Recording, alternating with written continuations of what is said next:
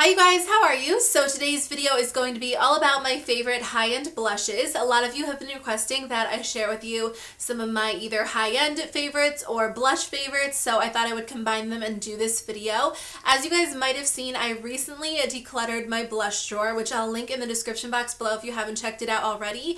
I always thought that I was blush obsessed and that I loved blushes, but I think that I'm not really that big of a blush person anymore. I think that I love looking at blushes and they look so beautiful, but a lot of times I don't wear blush or I gravitate toward the same blushes over and over. So I wanted to share with you guys my absolute favorite blushes. These are the ones that I'm always reaching for, and I could actually get rid of the rest of my blushes and just be happy with these. So I wanted to share those in a video so you guys can check them out. Now that being said, I haven't tried a ton of high-end blushes. There are a lot of brands that I haven't even used before. So if you guys have any holy grail blushes or you have any recommendations for me, make sure to let me know in the comments below so I can check them out. But let me jump in and show you guys the ones that I recommend. My number one blush of all time might not be a surprise to you because I am always talking about it, but it is Benefit's Coralista. I am obsessed with this blush and this is my number one favorite. I will wear it all year long and with any look that I'm wearing. I just think that it is absolutely stunning. So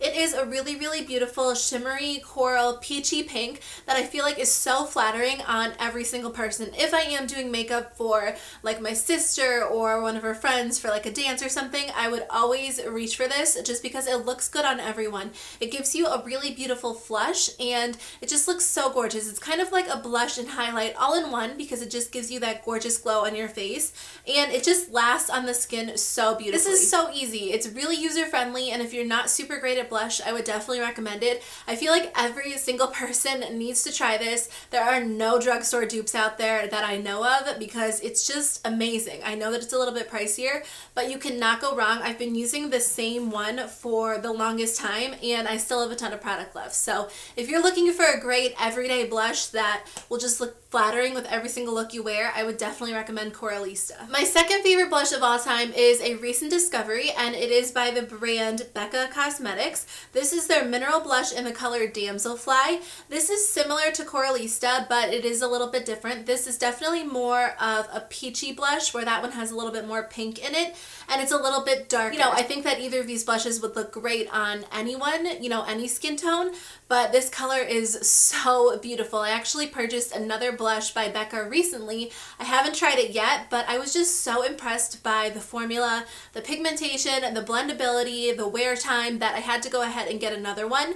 These are a little bit pricey. I tend to go for drugstore products in general, but higher end blushes always get me. This lasts on the skin so well and it just looks so beautiful. I usually wear this when I don't wear a bronzer because it kind of has some bronze undertones to it. So you can just sweep this across your cheek, kind of in the cheekbone area, and it just gives you like a bronzed blush look all in one, and it is so stunning. The next two blushes I like equally, so I can't exactly rank them on my list of blushes. These are the Tarte Amazonian Clay blushes. I like this line of blushes in general just because when I first discovered high-end blushes, it was these blushes because I couldn't find a drugstore blush that lasted on my skin for a long time. I have oily skin and by the end of the day, the blush was just completely gone. So I tried these because these are actually called the Amazonian Clay 12-hour blushes, and I do find that they stay on the skin really well. So if you have a problem with your blush kind of lasting on your skin throughout the day, this might be the blush for you.